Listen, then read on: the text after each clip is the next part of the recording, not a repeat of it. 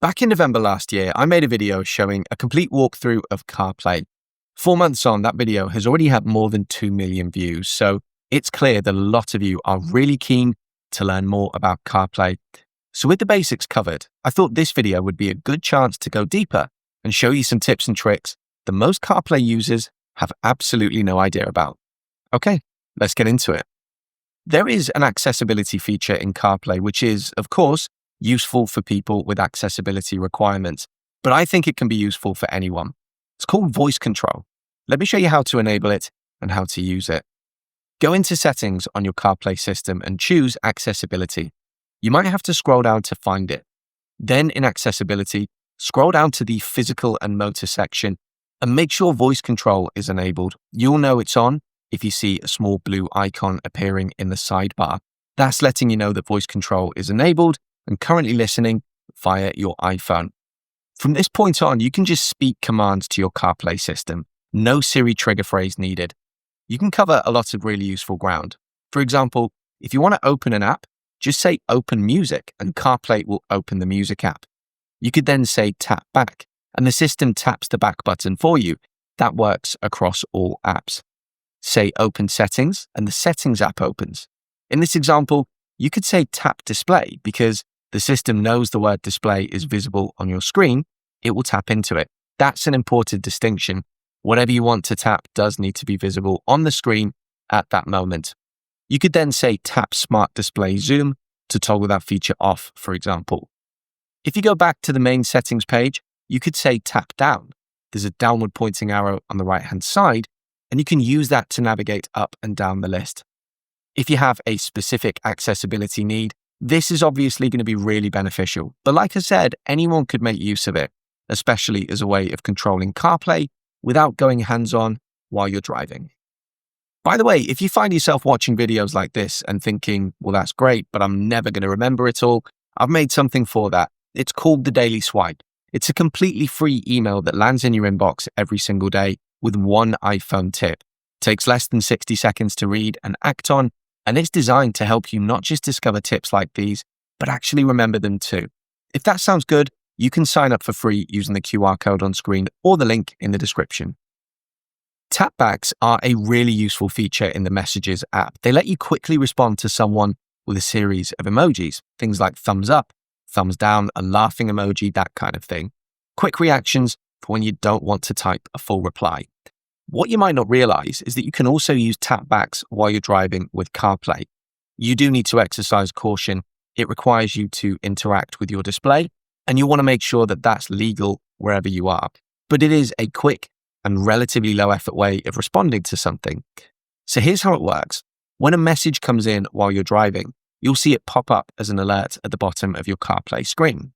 Tap the small right pointing arrow to have your CarPlay system read the message out to you. Once the message has been read out in full, the repeat button in the middle changes to a tap back button. Tap that, and you can choose from 6 of the most useful tap back options. If all you want to do is send a quick thumbs up, just tap it and the recipient will receive the tap back as normal. I personally really like Apple Maps. It's the mapping app that I use all the time, but one feature that I wish Apple included is satellite view. If that's something that you'd find useful, you can get it. You just have to use Google Maps instead. So first, make sure that you've got the Google Maps app downloaded on your iPhone, then open it in CarPlay. By default, it will use a similar map style to Apple Maps, but tap the cog button in the top right corner of the screen to open the app settings. In here, you'll see an option called Satellite Map. Tap that, and you can now use Satellite View instead. I use Apple CarPlay every time I'm driving. It handles my navigation, messages, music, all of that. But something I'd also recommend pairing with CarPlay is a dash cam, just to give you that extra bit of peace of mind while you're on the road. And that brings me nicely to the sponsor of today's video, Redtiger. This is the F17 Elite. What I like about this one is that it's a 3-channel system. So you've got coverage all the way around the car, front, rear, and inside the cabin, all recording simultaneously. The front camera shoots in 4K, the rear in 2.5K, and the cabin camera in 1080p. That interior camera is genuinely useful. If you were ever involved in an incident and someone claimed that you were distracted at the wheel, you've got footage inside the car to prove otherwise. Night performance is where this one really stands out. It's billed as the world's first full night color dashcam with an in-cabin view using Sony StarViz 2 sensors. So rather than the murky, washed-out footage that you get from a lot of dashcams at night, you're getting clear color video. There's also a parking monitor mode that keeps the front camera recording in color overnight, even when the car is parked up in the dark. So if someone clips your car in a car park and drives off, you've got it on camera. Pulling footage across to your iPhone is quick too. It uses Wi-Fi 6, so you're not sat waiting around for clips to transfer. And there's a touchscreen on the unit itself if you'd rather just review footage directly on the camera.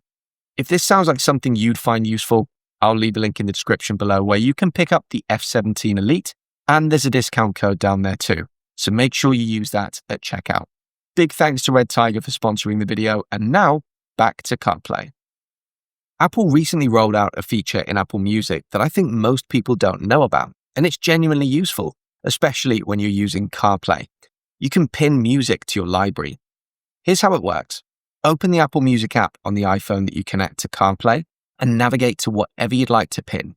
If it's an album, long press on it and choose Pin Album. Same for playlists, long press and choose Pin. You can even do this for individual songs or artists. If there's a particular artist that you know you always enjoy, find them in the artist view, long press and choose Pin Artist.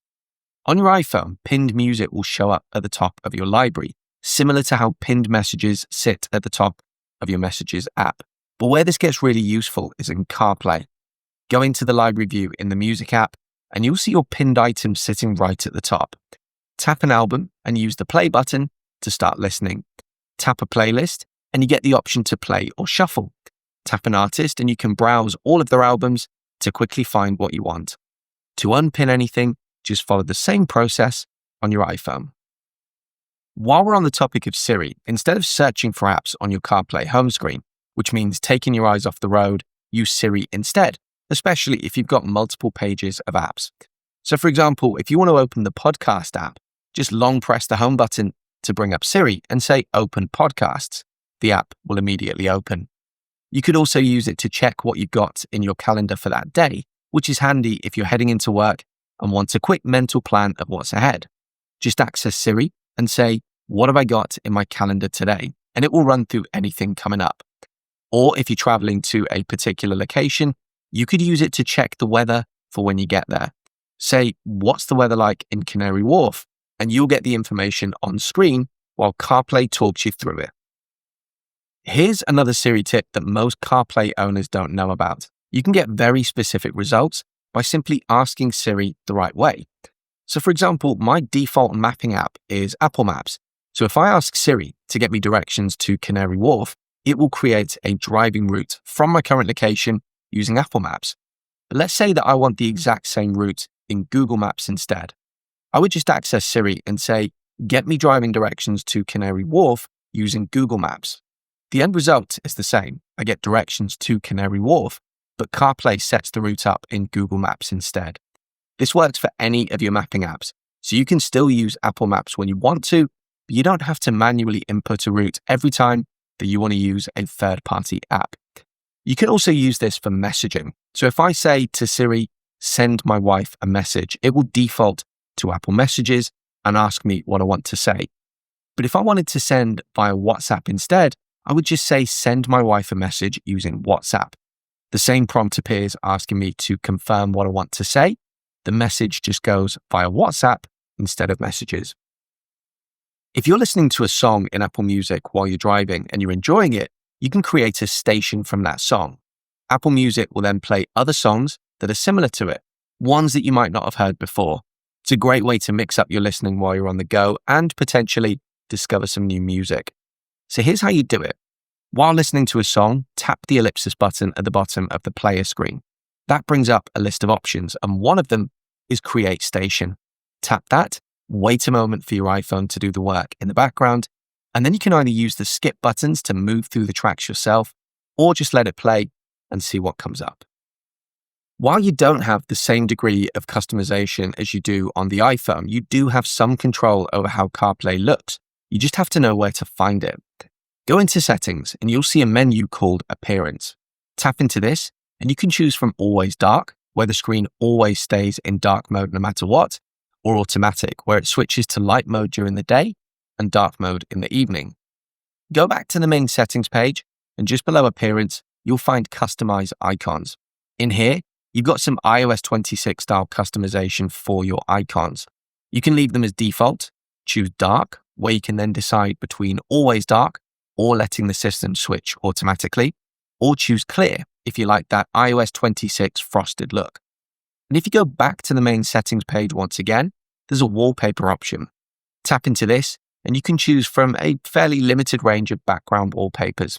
Nowhere near as feature-rich as what you get on the iPhone, but it does at least give you a bit of control over how your CarPlay looks.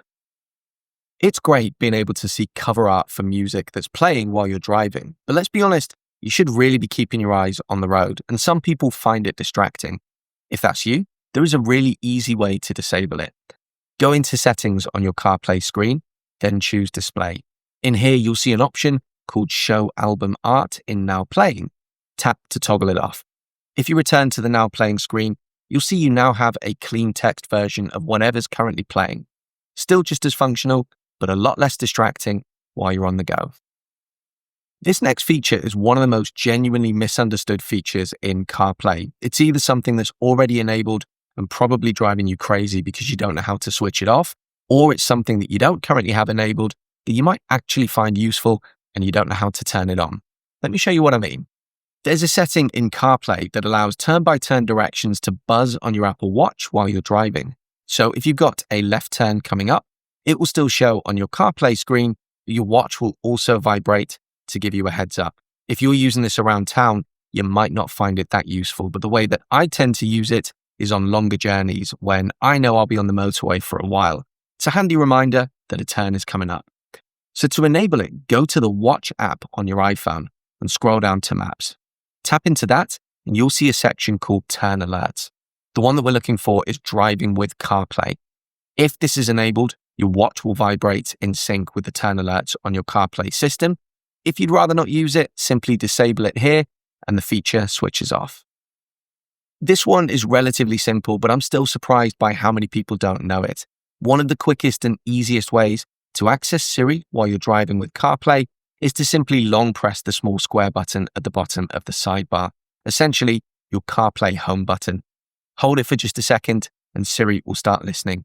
You can then use it to do anything that you would normally do with Siri, all without taking your hands off the wheel. So there you go, that was tips and tricks for CarPlay. What about you? Did you learn anything new today? Or are there any CarPlay related tips and tricks that you think I should have included but didn't? Drop me a comment and let me know. And as ever, if you found this video useful, do please consider leaving me a like and subscribing to my channel for more content like this in the future. See you on the next video.